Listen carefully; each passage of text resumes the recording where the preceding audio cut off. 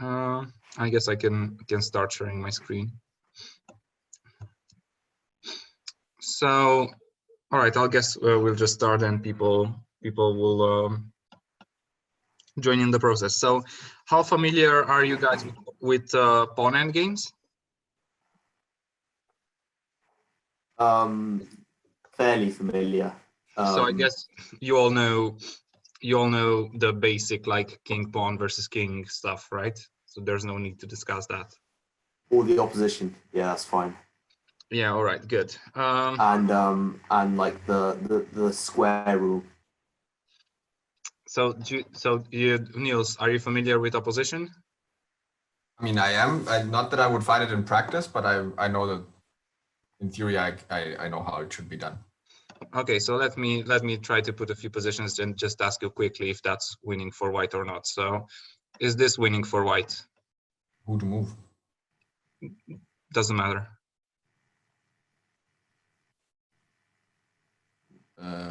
No. No, this is not winning for white. So as a rule of thumb, whenever white's king is behind the pawn and cannot advance like this, this is always drawn. The only exception is, oh, Jacob, hold on, there's a new, hello, Jacob. Hey, how are you? Very good. Are you new? I was here the other week. All right. As well, but maybe I. Oh, hi. Yeah, I recognize you now. Yeah, okay. Yeah. Hello. Oh, how are you? So we were just discussing like some pawn and game basics. So what do you think about this position? Is this winning for white or not? With, let's say, black to move or white to move, doesn't matter.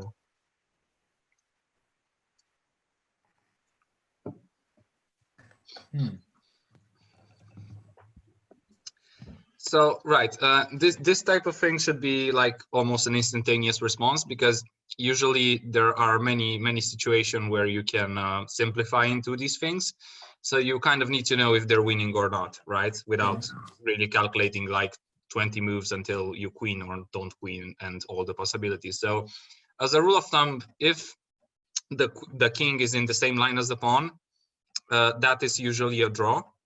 Just because yeah, there's basically no way to really advance for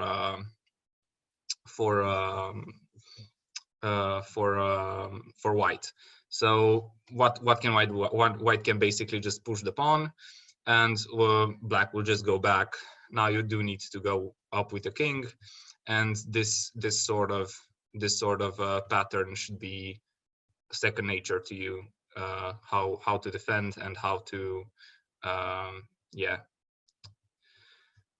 So if you're the defending side in these types of positions, what you need to do, you can just remember this, always just go in front of the pawn, so that you can take the opposition when needed, right?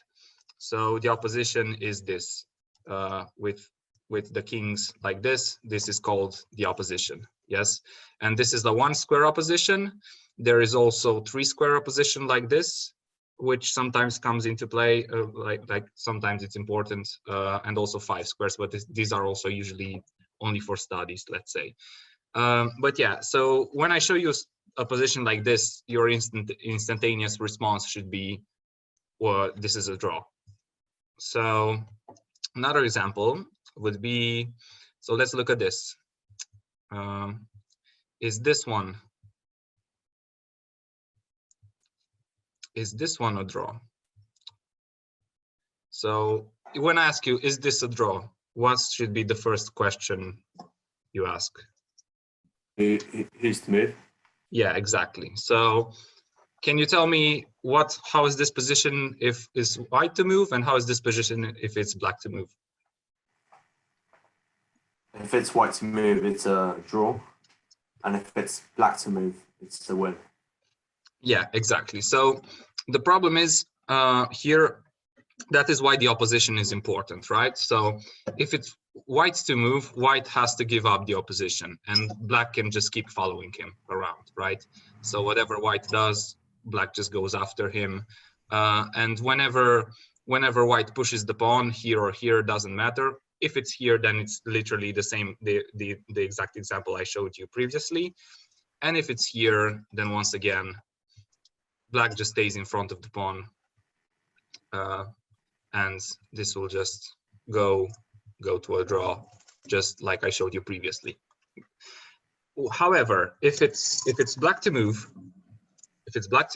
then black has to give up the opposition. So let me just set it as black to move. I'm just quickly going through this because if it's in the intermediate class, you should be fairly familiar with this by now.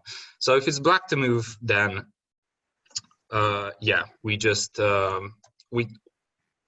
it's winning if you play this, but obviously that's not what you want to do. So you want to keep pushing black back. So if he comes here, then you just push the pawn, and now you just go up with the king and queen the pawn.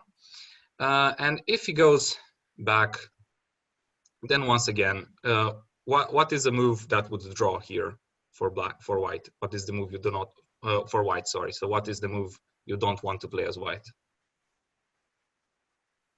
King e4. Sorry. No. Sorry. Pawn e4. Yeah, exactly. So pawn e4, instant draw, and very sad day for you. So what you want to do is keep getting the opposition, or even e3 wins in this position. Oh yeah, no, I'm sorry. Yeah, no, e3 draws as well, just because once again, black takes the opposition, and we are in the same sad situation we were in before. So you just keep taking the opposition. Doesn't matter where black goes, you go on the other side. If he comes here, once again, push the pawn. And if he goes back, then you once again can afford to start pushing the pawn. Once again, not e4. Why not e4? Because if you play e4, then he plays king e7. He has the opposition, it will draw. So you can just play e3, and now you have the opposition again after e4. So what you need to remember is, once again, if your king is in front of the pawn and you have the opposition, you will win, or you can get the opposition, you will win. If not, you will draw. Good.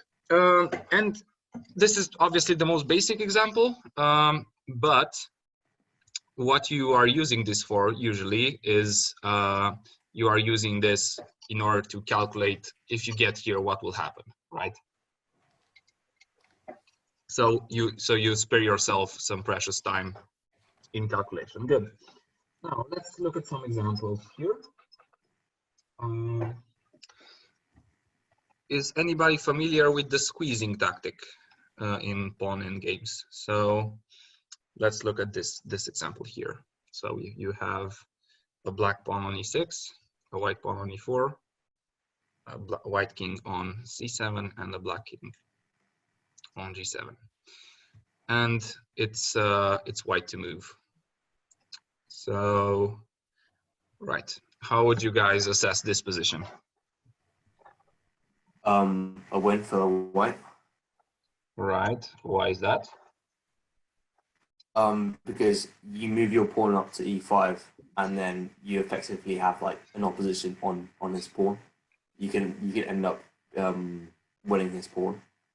Yeah, so as Fernando said, this is called squeezing. So the gist of it is, it doesn't really matter if you start with king d6, I think, or with oh, actually it does matter.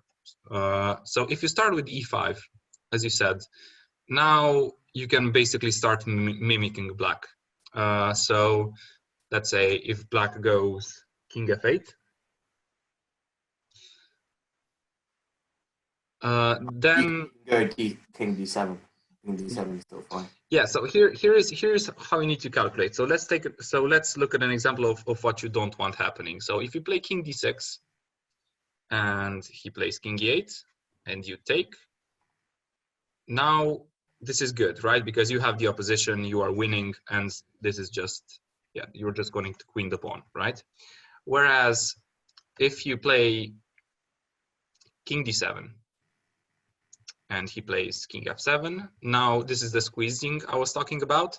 So you play king d6, and the problem is you can use this square, but black can't use this square. So you will always end up winning the pawn in this position. But now black can get tricky, right? Because if you place king f8 and you take, and he goes, now he has the opposition, right? And he will just keep following you around. Now this is an exception to what I was about to show you guys. So the only exception where if you lose the opposition you are still winning is if your king is on the 6th rank. Because for those of you that calculated, you probably have seen that it doesn't really matter that we lost the opposition, because we are going to be winning anyway. And why we are going to be winning? Because black does not have that move, king back, to where he can regain the opposition when we go in front, right? So if we just translate this position, so let's translate it in one square back and make it so that now it's once again it's white to move. Then you will see that now this is not winning anymore, because we play e6, we'll play e5, e6, and now black just goes back. And then he just, yeah, so this is a draw, right? Whereas you saw before that if the kings are on the 6th rank and the 8th rank, then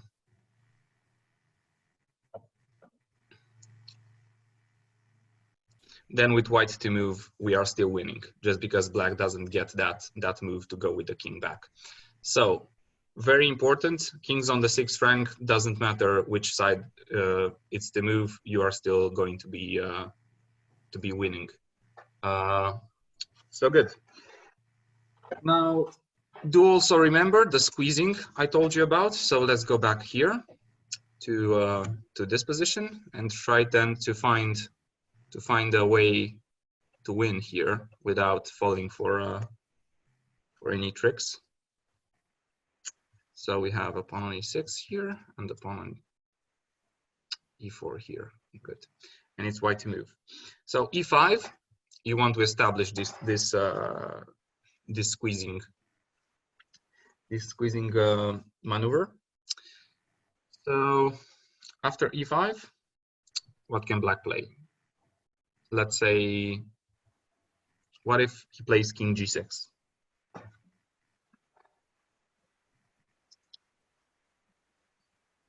How do we win here? Or like, do we win here? What about just king d7? King d7, king f6, king d6, king moves, take the pawn. Or king d7, king f7, king d6, we take the pawn next move. All right, so you are saying just king d7? Yeah. And now on king f5? We go king d6, and next move you take the pawn. Exactly. So once again, the problem with squeezing, black cannot go back, right? So yeah, after king d7, doesn't matter where the king moves, because as we said, it doesn't matter if we will have the opposition or we won't have the opposition, we'll still be winning, because we are talking about kings on the 6th rank. Good, so now that is out of the way. Let's get to more complicated examples where we are applying these things. So let's look at this one. Clear the board, and we have pawn on a2, pawns on a4 and c3, and king on d4 and king on c2. Good. So take a second and try to assess this position. Is it winning? White to move? Is it white to move? It is white to move, yes. So is it a draw? Is it a win for black? Does white maybe win? Wait and find out.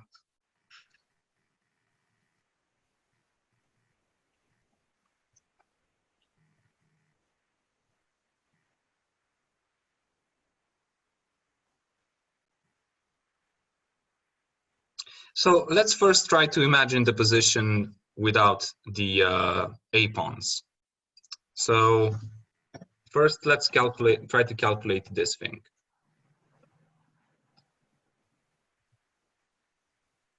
So what is this position? You've got to play king c1.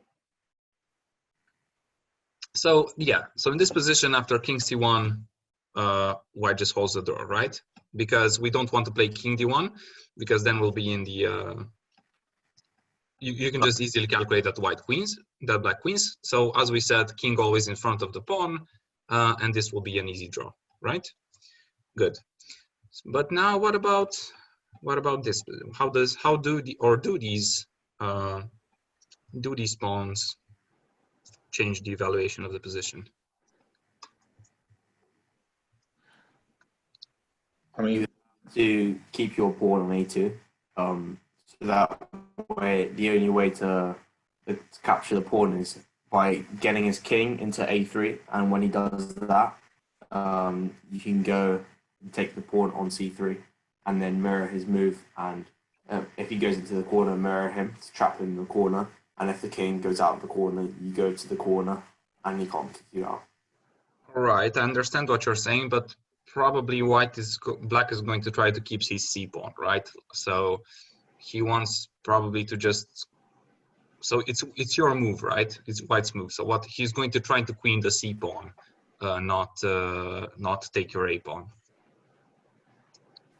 So endgames are usually about are a mix of knowing patterns and knowing specific positions, which are winning and which are not, and calculating a lot in order to get to those positions, right?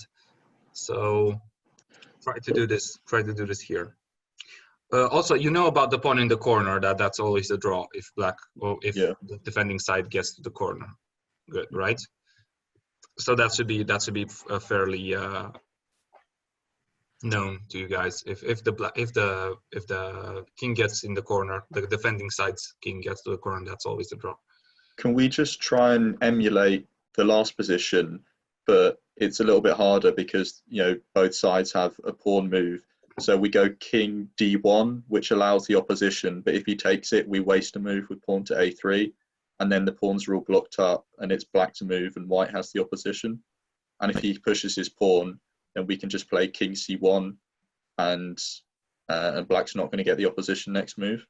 So you just try and block up the pawns without allowing the opposition for black, and that's how you hold a draw here. Yeah, that is very good, very good. So the move is indeed king d1. Although I should put white to move. So yeah, the move is indeed king d1. King c1 does not hold a draw, because the difference compared to last position is that now we get king d3, and now if king d1, then a3, and that will be, oh, actually no, sorry, Stalemate. Yeah, that's stalemate. Can't he just play pawn to a3? Yeah, no, but he can do this, unfortunately. So he can go c2, king c1, and then go to b3 here, and this loses, right? So then king c1 loses. But the difference is that after king d1, as you said, we can play after king d3. We reestablish the opposition by playing a3, and now black doesn't really have anything to do. And if and to be honest, I don't think a3 is even necessary. We can even do king c1, as black can't really progress anyway. If he goes king d4, king c2 just repeats the position. If he goes king c4, then once again king c2, king d4, king d1 repeats the position. And if he plays a3, then that's just obviously a draw. Yeah, so very good. And yeah, it's very important to calculate these things concretely, because it's a half a point difference after all, right? And in a tournament, that does matter. Very good. Let's do another pretty pattern here. So you have to draw this position as white, and this is probably going to be pretty easy for you, but it's still good to see it once in your life, just so that you remember it if you ever get it during a game. So very quickly, how does white draw here? E4, I think. Yeah, exactly. So very easy, but any other move apart from b4 loses. So very important to play b4. And then we get to what we talked about, where there's the king in the front, and which is always a draw. Good. So we're not going to waste time on that, but it's just an important thing you have to see once. So you remember it after that. Good. Now a bit of a more complicated one. So a lot of calculation, but yeah, it's good to be trained in these things. So let's get this position with white to move.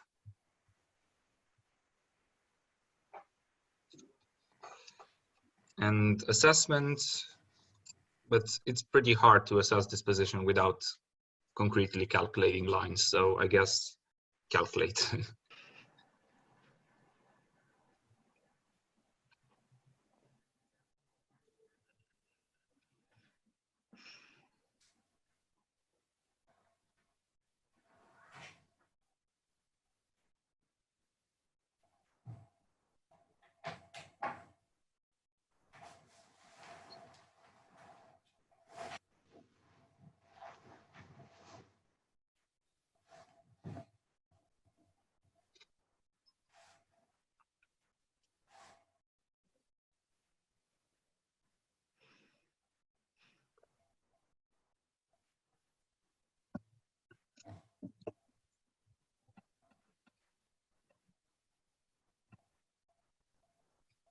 Actually, without calculating, why can't I just go to G8 and H8 and wait? And if you ever advance your pawns, I'll take it and hide in the corner. All right, well, you answered that question.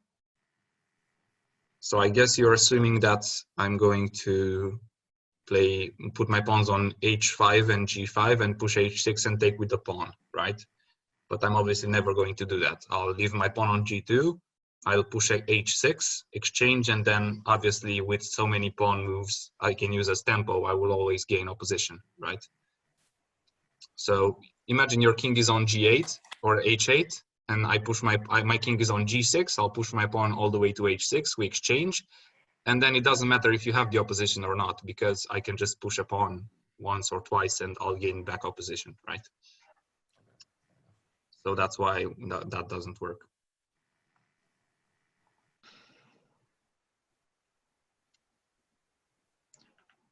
And that is obviously white's winning plan, right? So white's never going to want to recapture with the G pawn when he eventually gets H6.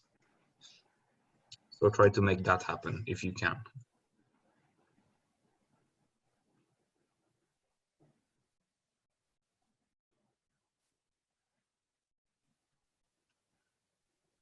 So I guess then black's defensive strategy is to stay in front of the pawn. Yes, that is what he's going to try, yes. Can he do that is the question. Is this white to play? Yes. We can stop him getting in front of the pawn by just going king g4 and then king h5. All right, do say some lines. So king g4. King g4, king f6, king h5. I don't know if you should give a check or if you should play king f5. Let's say king f5, g4 check, king f6. Yeah. Pawn to.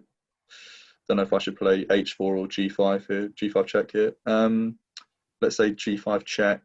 King f5. King f5, sure. Then pawn to h4. And we're threatening to play king g6, so he'll probably push the pawn g6 check. We go king h6, and I think he can't protect that pawn anymore because our pawn's protecting f6, so he has to run away with the king and we grab the pawn. All right, I see what you're saying, but I assume black's made some blunder there. You probably assumed, yeah, you probably assumed a bit too much from black there. So let's go again. So you're saying king g4, king f6, king h5. Yeah. So you're saying your point is after king f5 you have that g4 thing, right? Mm-hmm. that. Yeah, so I guess the problem with that is I'm not sure if that works, but I'm trying to make it work. So what if I do, after king g4, king f6, king h5, king f5, g4 check, what if I play king f4?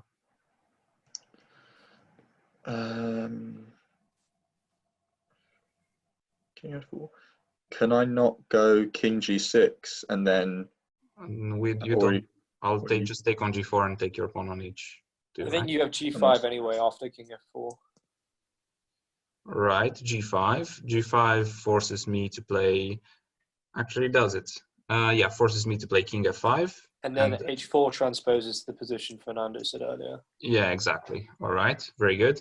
Because what I was trying to get as black was if I can get behind your pawn. So let's say you have your king on g5, pawns on g4 and h4, and I get my king to g3. It's going to be hard for you to get out of that, but I think you can do that anyway, probably with some king f5, king h5. Yeah, anyway. Yeah, good. So that is probably good. So let's look again. King g4, king f6, king h5. What if I try g5? Just pawn to g4 there. Yeah, pawn to g4 just squeezes me, like we said before. So then what if I try g6 check? Just king h6, I want to say, and then you can go king g4 h6, anyway. and then after king h6, I will do king f5. I think.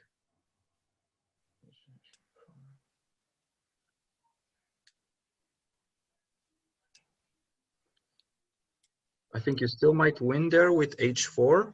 Yeah, Yeah, you can probably still do h4 there to win. h4 threatening g4 check. Yeah. Is that true? Not threatening g4, but probably just forcing me to make some awkward moves. Yeah. All right, so let's see the game. The game was probably that's king h5 still wins, but there's a neater like alternative in just playing h4. The point is we are going to do the first thing we discussed. So we're just going to get our king up the board and exchange the h pawn for the g pawn, and there's nothing black can really do about that. So obviously, if I ever get my king to g6, then that's just a win. So because I'll push my h pawn up the board and then I'll get a position. So black has to do everything he can to stop me, but he just can't. So h5 check. Doesn't matter if king f6 or king h6. Because if king f6, then king f4, and I'll get to g5 anyway. So he can try king h6. But king h4, king h7, king g5, and doesn't matter king where, I get to g6 and I push h6 and it's game over. So yeah, instead of in these, like where there are so many options in these end games, such that what if he plays g6, what if he plays g5, what if he plays king f5, what if he stays with king f7, try to think about a position in which you're winning and try to calculate if you can get to it by force. So the first thing I discussed with Niels was if I get my king to g6 and I exchange the pawns, then that's winning. So yeah, this is an easy way to do that. Good, very good. Let's go to the next one. Let's try one once again a little bit more complicated. Good. So let's see this one. This will be a race. So let's do pawn to e2, pawn to c3, pawn to d5, king to a5, king to h3. And once again, we will have white to move. So we're obviously trying to win here, not to draw with white. So how do we do that?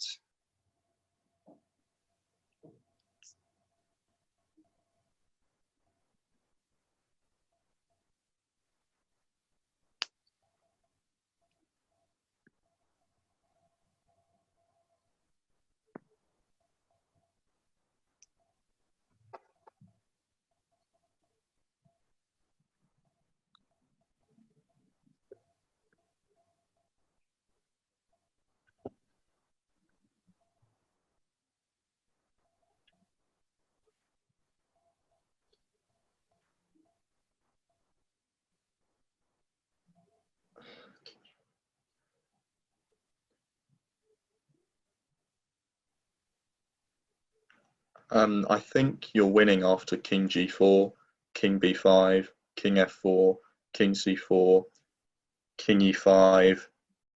If he takes pawn with the king, just grab his pawn. He won't stop the e2 pawn.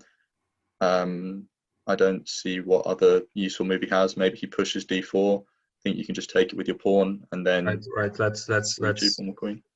okay. Let's pause for a bit. So king g4. You're saying king b5, Mhm. king f4, king c4. Yep. And you're saying that after that you play king e5, right? Yeah. And obviously, if he takes the pawn, you're winning. But what do you do if he just goes king c5?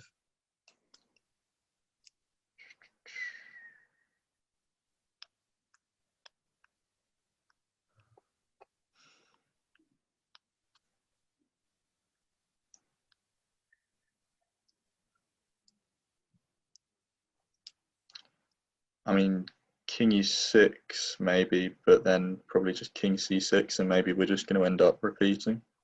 Yeah, most likely. So once again, don't try to go straight to calculation. You're obviously both going to go with the kings there, right? To c4, c5, c6, and as white with on e5, d6, e6. So try to find a position in which you're winning, and then try to get to it.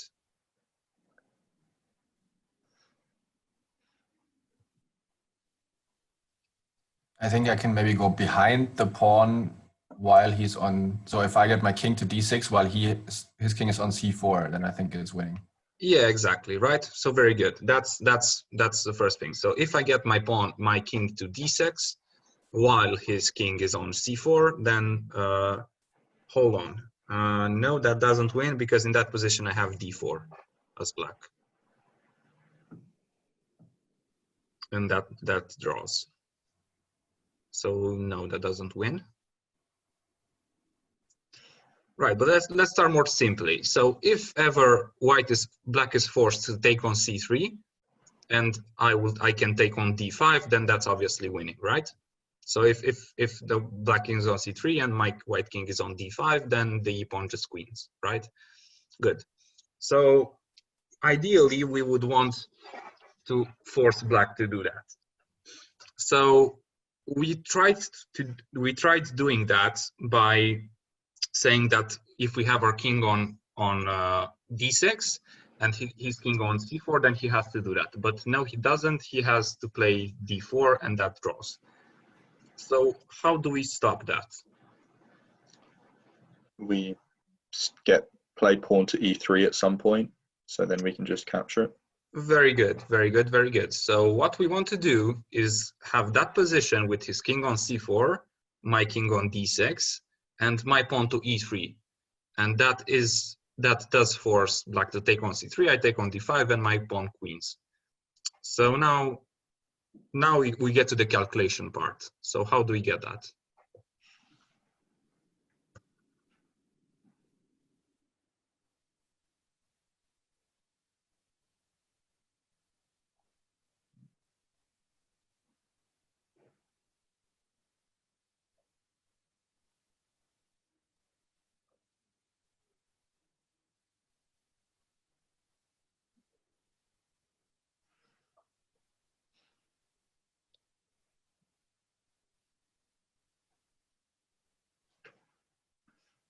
I think we still go to e5.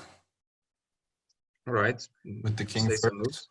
So g4, b5, f5, c4, let's say king to e5, king to c5, then e3. Right. And then if he plays king c4, we get our position, but he can play king c6 there, right? But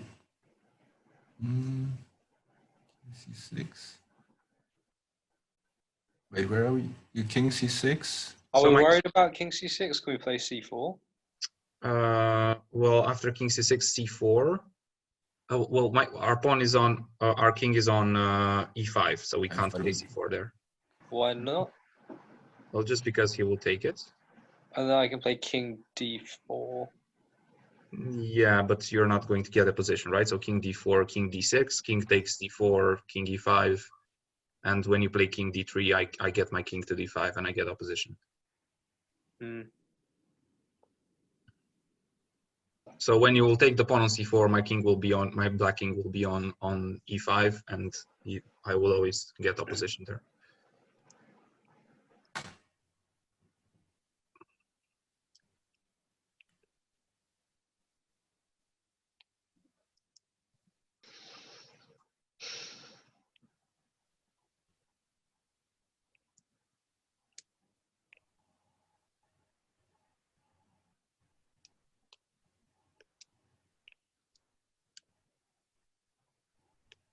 After king c6, can we not just chase him down so we can play like king e6, king d7, and then come to c6? King e6, king c5, king d7, king c4, king d6. Exactly. Yep. So that's what we want to do.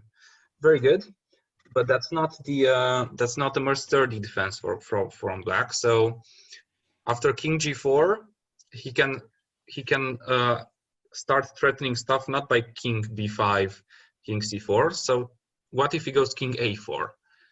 So king g4, king a4, king f5 or f4, you have to tell me, king b3. And so try to trick us by move order. So if he plays king g4, king b5, king f5, king c4, king e5, we establish that as winning. After king c5, e3, king c6, king e6, king c5, king d7, as Aloysius said. But what if he tries to trick us by basically going into that sort of a tempo down? Can't we just triangulate? Just go like, instead of king g4, king f5, king e5, we could also burn a tempo, just king g4, king f5, king f4, and then you go king e5. Right, so say it by move. So king g4, king a4. Now king f5. King b3. Wait, hang on. There's no time to really triangulate because he will take your pawn. Yeah.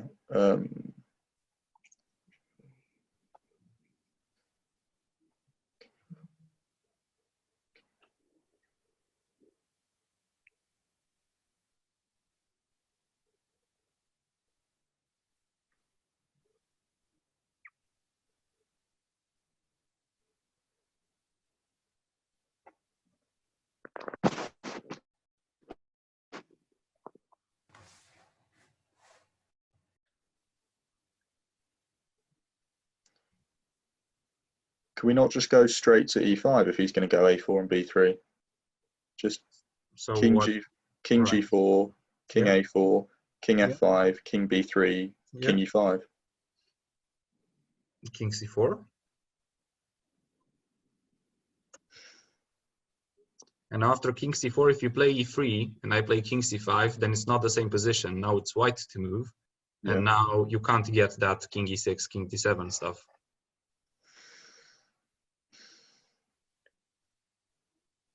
I still have to play e3, no?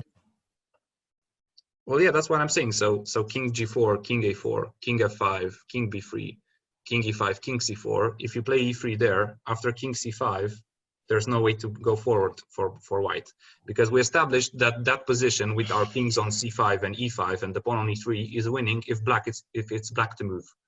Mm. But if it's white to move, then black will just follow us around. So Okay, so How then about- instead of going to e5, we can go to e6 directly. So, what did you want to say, Aloysius? Go with Nas' suggestion first, but I've got something after that. All right, so you're saying what? King a4, king. So king King g4, king G4. a4. King f5, king Yeah. e3, Yeah. king e6. Right. King e6. So king e6 forces black to play king c4, right? Mhm. So after king c4, king e5, then once again he's forced to king c5, and then we play e3 and we get our position. So very important and very good, Niels. So we get king g4, and now white has two options. If he goes on the short route with king b5 and king c4, then we get this position, which is winning.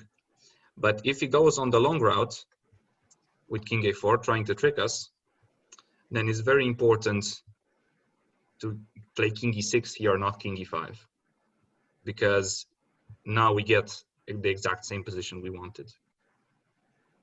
And I think it's the same case if he tries to go to c5 instead of c4. So if he does b5,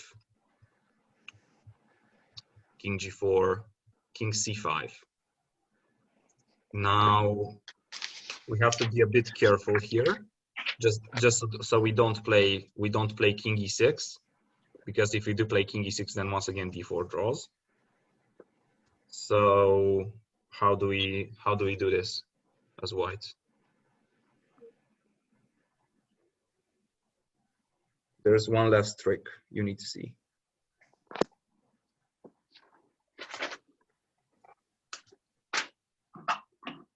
King f4. King f4, d4 wins. So, but king f4, king c4. And then king e5. No, actually not king. I think king f4, king d6 might be the problem. King f4, king d6.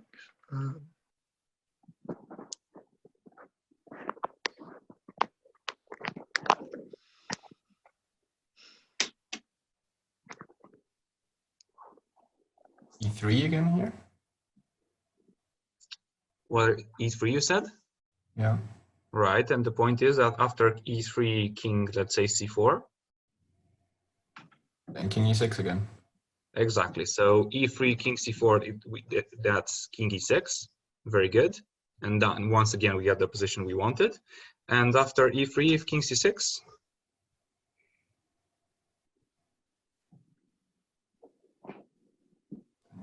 King e5. No, because king e5, king c5, then we have this position as white's Sorry. move. Yeah. But once again, king e6, and we get Aloysius's idea with king d7. So very good, very good. But once again, a very good example of how opposition is very important and key squares in pawn endgames. So yeah, very good spot by you guys. And let's just do, I think we have time for another one. Let me see if I can find a good one. Oh, also, okay, quick side note. This should be pretty familiar to you guys, but I'm just hoping you know it. So do you know how white wins this position? I think Aloysius will know it. Will know it by like instantly, but just wondering. This is one of the first things they ever teach you. Yeah, in exactly. chess teaching, and it has never once come up in a game.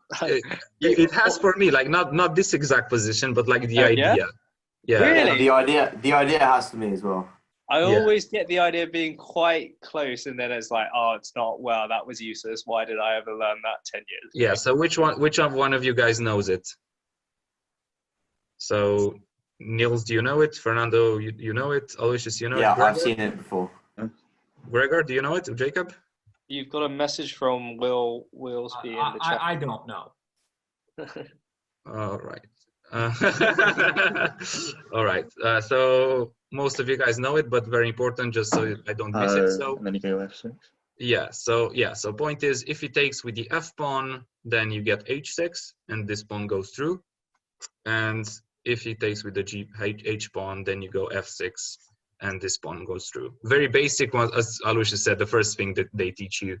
But still, I would hate I would hate myself if this were to come up during one of our team games and see you not to do it. So Yeah, no, Boris had this once in a 13 game, but he was low on the clock, so he he just did some like nothing move, and like, everyone around the board just like cringed silently because they realized what he'd missed. yeah. All right. So now that this is out of the way, let's do this one. So let's do c5, c4. Oh, sorry, c6, c5, d4, or a3. king on e5, and king on e5. Now this is a bit trickier because you're not really sure. So if somebody were to win, who would you think that would be here? White. Yeah, exactly. So black's extra pawn doesn't really count for anything here, as he's just going to most likely lose it. But yeah, so how do we go about winning this position with white? Because obviously we have the draw in our pocket. Basically, we can just go king d6, king d7, and just not let black's king out of there. So that's not what we're looking for. We want to win this. How do we do that?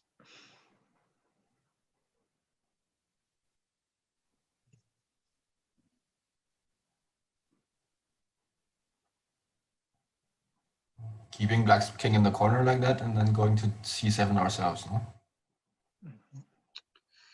I have Right. an idea, but it's a complicated one, and I'll see what everyone else says first. All right. Very good. How Very about Romanian D- style. king But- d6? Right. So you're going straight for king d6. So Yes. all right, king d6, king b6. King b6. Then you go king e7. King a7. That's exactly what I talked about, the opposition, right? So king d6, I will just keep my opposition. King d6, king b6, you go king e7, I will go king a7, 3 square opposition, and just follow you around, whatever you do. Mm-hmm. We need to get into the position where black's king is on b6 and our king is on e6. Yeah. And this With second black pawn to move, yeah. with black to move. But So even start with that king wouldn't e6. be so amazing, because let's say I let you get that with black to move. Once again, king a7, king a6. So he will take the opposition. Didn't Fernando say with the white king on d6 and the black king on a6? On b6, sorry. You said black king on b6 and white king on. So what did you say, Fernando? Yeah. Black king on b6 Yeah. and white king on e6. Oh, sorry, I can't see the coordinates. e6 or d6? d6, there's the fourth one along, mate. D6, yeah, D6. Yeah. So you're saying d6 Yeah, and exactly. b. So you want to get this thing. You want to get this thing, right, with black to move. Is that it? Yes. All right. Well, I mean, to be honest, I'm not even sure about this one. But yeah, I guess you grab that pawn and you win somehow. Yeah. So ideally you'd want to get this, but black will never let you. So. Not with that attitude, Victor. Yeah. So black will just maintain his opposition at all costs, basically. So try to get something else going. Can we like sneak round to c8 and sort of trap him in, starting with king e6? Right. So I will keep by my promise, king a6. Now, if king e7, I'll go king e7. King e7. Okay.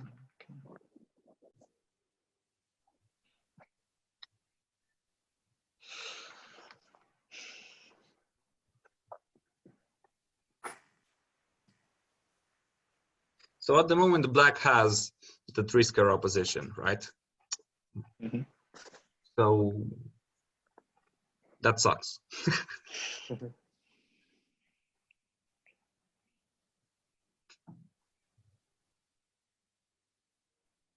You go king f5.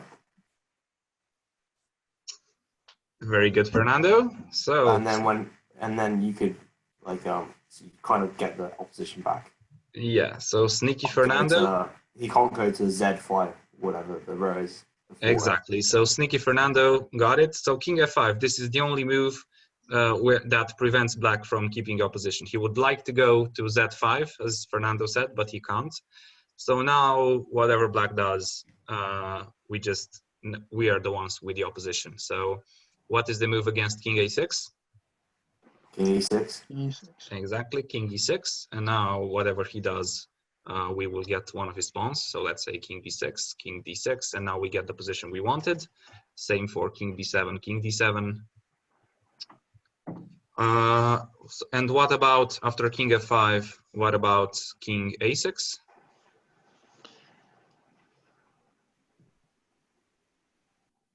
King a6, king e6. Yeah, exactly. King e6 again. Oh, this is what we talked about previously. Sorry. So what about king b6? King f6. Exactly. So you get king f6 in. Just make sure you don't repeat moves following that principle. Sorry, hold on just 1 second. Hold on a second, guys. I'll take over for a second. What's also quite important is it's not just the fact that the king can't go to z5, Okay. which you spotted, Fernando. Yeah. It's the fact that black can copy us wherever we go, but Yeah. the one square which he can't go is to b5. Yeah. And so contrast king f5 with king f6. If we played one king f6, then black could play king b6, and then you still maintain the 3 square opposition, Yeah. right?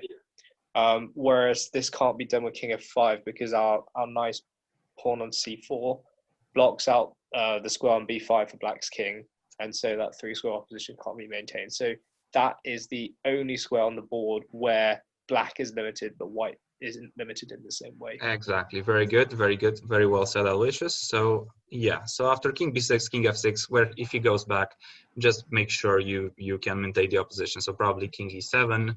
And now if he goes to b6, we go to d6. If he goes to a6, we go to e6, and we will win the pawns and end the game. Very good. Very good, guys. Well spotted, Fernando and Aloysius. Do you guys want one more? Yeah, go on then. All right. All right. Let's look at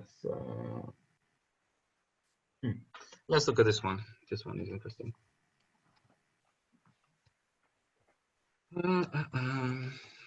We have the pawns like this, and black's king here and white's king here. Good. So right off the bat, we can say we're probably not going to win this as white. So then Not we with that probably attitude, Victor. So what we want to do here is draw with the white pieces. So let's try to do that.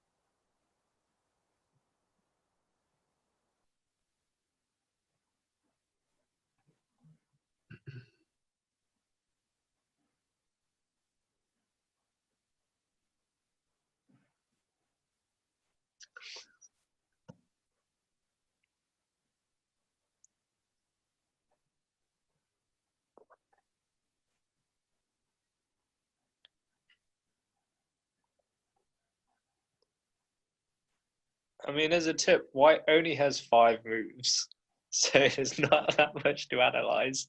Just try each of those and see if they lead to a draw. Yeah, but following that, so how chess works is basically you make a move, he makes a move, and then you have more moves. So Sure, all right. Maybe as an idea for a position to aim for is that if Right. So let's think about what we're trying to avoid. So if black gets our g4 pawn, let's say we do something, I don't know, something where black takes our g4 pawn, and then he can basically force himself into g3 like a madman, and then push h3, and then it's very similar to the position we had before, right? So if black gets our g4 pawn and exchanges the h pawn for the g2 pawn, we're going to be in trouble unless we can get when he takes on g4, play king g2, because that's a draw, as we know. In that case, just go king g1, king h1, king h2, and he'll never make any progress. Well, he will, because after he takes your g4 pawn, he will put his pawn on he'll put his king on g3, and then push h3, and then doesn't matter if you have the opposition or not. How's he going to get his king on g3? King g1, king f4, king h1, king takes g4, king h2. He can't play king g3. Our king covers that square. No, he will just.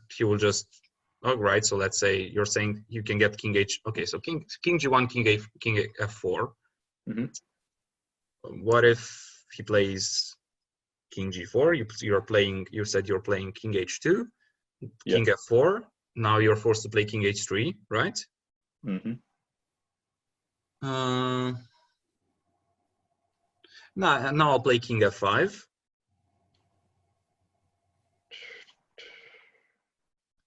Now if I play king, if you don't have g3 there, you're in trouble. So do you have g3 there? You probably do. Yeah, aren't we just going to get opposition? Yeah, all right. So then I'll do right. So then I'll do king g1, king f4, king takes g4, king h2, and then now I'll do king f5. Did you just give yourself 2 moves? No. So king g1, king f4. Yeah. King h1. King h1, king takes g4. King h2. King h2, king f5. Okay, now king h3. Oh no, you do g3 again. If you play king h3, king f4, then I win, because you will go king h2, king g4, and I'll get g2. So okay. Oh, but I think you lose anyway. So I'll just put it on the board to show you. So king g1, king f2, king f4, king h1, king takes g4, king h2, king f5. And now if you don't play g3, as I showed you, you lose. So if you do this, then I'll get to g3. So then you're forced to play g3 here. And when you play g3, I'll go king g4, and I'll take the opposition, and you lose. And this is lost, right? So that doesn't work. The staying on g1 and h1 plan. But yeah, good try.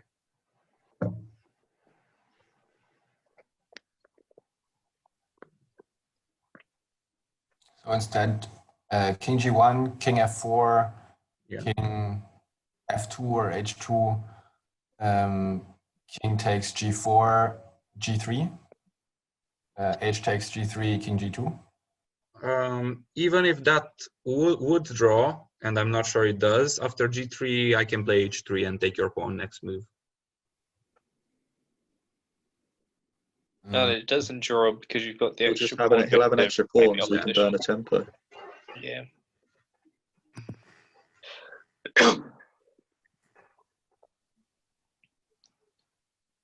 We can't let him have 2 pawns versus 0 unless it's impossible for him to push the extra pawn. Which will never be the case. Yeah. Not even if I'm in the corner against double pawns. No, because he will always have. So he will put on his king on h3, and it doesn't matter if you're on g1 or h1, because if you're on h1, he will just check and then play g4, and if you're on g1, he will just push g2. So with the double pawns, it's always winning, as far as I know, because tempos don't matter. He always has an extra. Well, it's not winning if your king's on h3, you play check on g2, and your extra pawn happens to be on g4. That could be a bit awkward. Oh, fair enough. Yeah, I guess that's another. Although, yeah, I guess that's another drawing position. Yeah, fair point. Anyway, guys, I said there were 5 moves where you can play Yeah, and you seem to be stuck on one. So let's try some. What about pawn g3? Oh, have you seen the solution, Aloysius? Yeah. Are you sure? Yeah, as soon as you put it up, mate. Oh, of course. Right. So let me test you out a bit. So g3, you said, right? Yeah. Yeah. All right. H takes. Yeah. What was I gonna play here? I've gone to sleep since I looked at it and forgotten the line. Oh, I'm sure you have. Yeah. Let's see. Are you amazed by me taking the pawn you just gave? I am a bit amazed. King g2, surely. Yeah. King f4. King. Pawn takes. G3 takes. King h3, right? Yeah. G2. Takes g2. King takes g4. You lose. Sorry, king h2, not takes g2. King h2. All right. King f3. King h3. I can queen. Promote to knight. Promote to knight or promote to rook, I guess. Queen is stalemate. Yeah, so I'll just promote to rook. All right. Any other suggestions? h6, g3.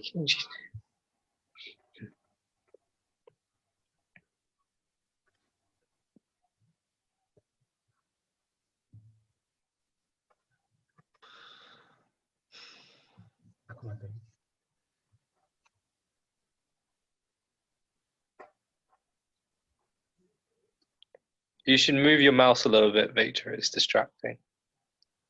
Sorry.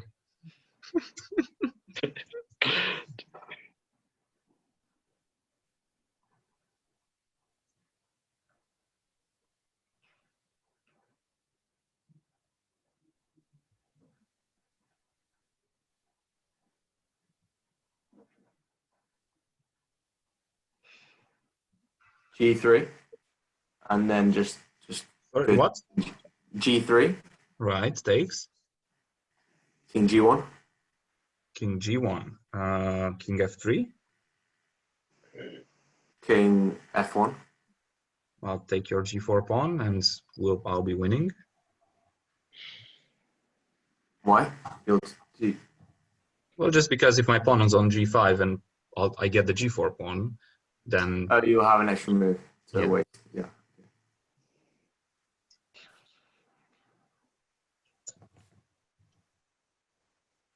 I know move. Fuck, I don't know. I know 5. What?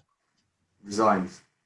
Resigns. Yeah, that would be tempting here if it was if I wouldn't have known this was a study. It's pretty tempting.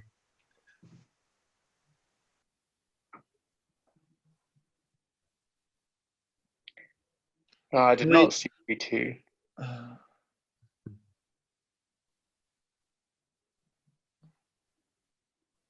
Maybe this is just going to end up in the position we talked about earlier, where you can burn a tempo. But I was trying to make King F2 work, like King F2, King F4, G3 check, pawn takes, King G2. That's always losing. Yeah.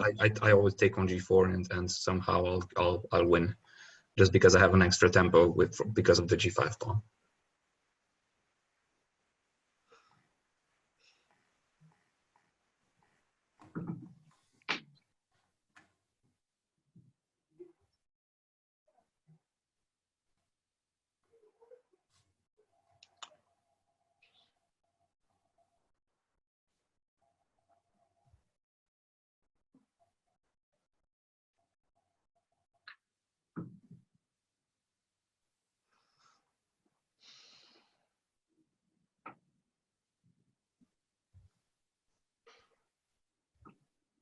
So G3 takes G3, King G2, Yeah, King 4, yeah, King H3, yeah. G2. What happens if you go H2? King H2. I will be going to King F3.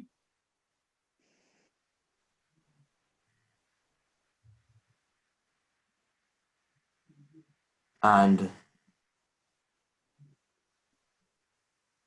king g1. Right. Let's say I play king f4. King f2. King f2. Yep, that's it. So, Is it? What about g1 equals queen there? Yeah. well, you take You it, and take.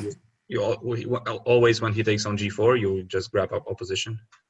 Oh, so you just avoid playing king g2, I suppose. Yeah, basically. Right. Yeah. So very good. Aloysius was basically half of the solution, and Couldn't quite see far enough. yes. So h takes, king g2, king f4. This is all forced. King h3, and now important to see g2 not to panic, because you just have king h2. And point is, you always keep the g2 square for when he takes on g4. So king f3, king g4, king f4, and you can even force him to take on g4 with this move. I think I said h2 earlier, king h2 earlier, and then you said something like that. I just immediately got confused. What did you say? Yeah, I said king f3, and you were just like, Right. Okay. king h3. Maybe he'll Right. make it queen. Right. Yeah. Right. Yeah. So once again, opposition very nice. It's basic stuff, but it's important to see how hard it can get if you're not paying attention. Especially the last example with king f5, I thought it was very instructive. All right, thank you guys for joining, and yeah, see you next Friday. Thank you, Victor. Cheers. Did Yeah. you Do you know what next enjoy Friday this? is going to be? Did you enjoy this stuff? Yes, it's good. All right. Yeah, the studies were good. Yeah. Topic for next Friday. Well, I don't know. You guys tell me. Would you want to continue with some end games, or would you want to go back to tactical motives? I'd say either motifs or like piece end games like rooks or minor pieces. Yeah, obviously, I will not spend another lecture on pawn end games. So yeah, what we could do, I could do like something like same color bishop and games, or some rook end games. So it's either that or tactical motives. I can do another poll if you guys want on the group. Sure. But usually tactical motives just wins their stuff with people who don't even show up to the lecture. Yeah. All right. I'll do another poll and see what we can do. Thank you very much. Cool. Yeah. Thank you. See you. Yeah, no problem. See you guys.